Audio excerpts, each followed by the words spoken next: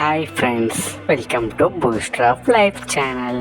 நம்ம இன்னைக்கு என்ன பார்க்க போகிறோன்னா, ருசியான பொங்கல் எப்படி செய்கிறதுன்னு நம்ம பார்க்க போகிறோம். கூடவே தேங்காய் சட்னி சைட் டிஷ்ஷாக வச்சு சாப்பிட்றோம். சும்மா ருசி அட்டகாசமாக இருக்கும். அதுக்கு தேவையான பொருட்கள் சீரகம், மிளகு, அப்புறம் கருவேப்பிலை, இஞ்சி, முந்திரி.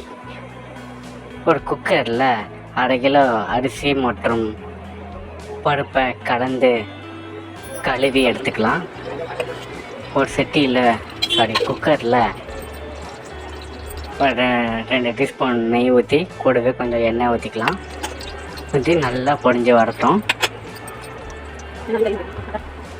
வந்ததை நான் தட்டில் காமிச்ச எல்லா பொருளையும் அதில் போட்டுக்கலாம். போட்டு நல்லா கிண்டி விட்டுக்கலாம்.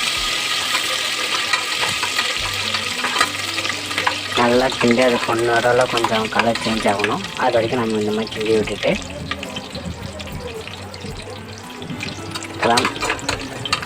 பாருங்கள், கொஞ்சம் கொஞ்சமாக கலர் சேஞ்ச் ஆகும். கலர் சேஞ்ச் ஆன உடனே நம்ம கழுவி எடுத்துக்கிட்ட அரிசி பருப்பு இருக்குல்ல, அதை நம்ம அந்த குக்கரில் கூட போட்டுக்கலாம். ஒரு நிமிஷம் கொஞ்சம் நேரம் ஆகும். பொன்னிறமாக ஆன உடனே தான் போடணும், அதுக்கு முன்னாடி போடக்கூடாது.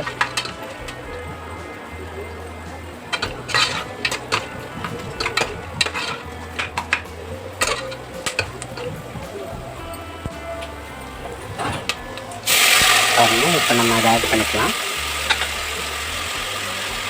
ஆட் பண்ணிவிட்டு அதுக்கு தேவையான அளவு தண்ணி ஊற்றிக்கலாம்.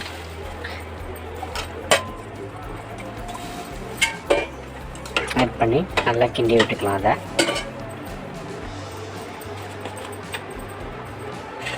அப்புறம் கூடவே அதுக்கு தேவையான அளவு உப்பு ஆட் பண்ணிக்கலாம். அதுக்கு முன்னாடி மஞ்சள் தூள் ஆட் பண்ணுறோம்.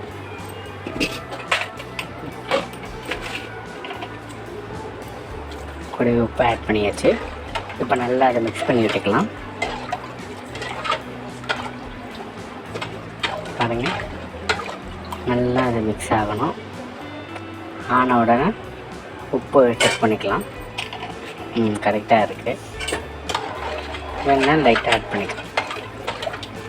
நல்லா கிண்டி விட்டுட்டு குக்கரை மூடிடலாம்.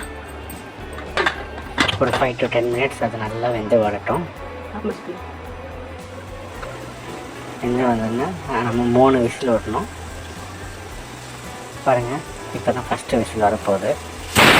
வந்துடுச்சு. இப்போ செகண்ட் விசில் வந்துடுச்சு.